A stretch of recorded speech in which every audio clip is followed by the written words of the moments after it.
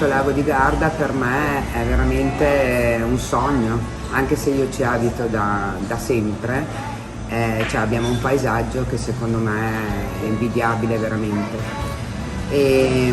Infatti cioè, io amo tantissimo questo posto, mi rilassa, mi dà tranquillità, come amo il mio lavoro. Infatti quando sono arrabbiata mi siedo sempre, amo sempre dire che mi siedo lì fuori, mi guardo davanti e dico ma dove vivo? È uno spettacolo veramente, e infatti i clienti apprezzano molto questa cosa. Secondo me il carattere familiare di un albergo piccolo che può risultare poi quasi una seconda casa, una seconda famiglia, e secondo me dà un valore aggiunto, perché io per esempio ho clienti che potrebbero permettersi livelli molto più elevati di hotellerie, però vengono da me perché dicono che si sentono in famiglia, che si sentono a casa, e questo a me piace molto.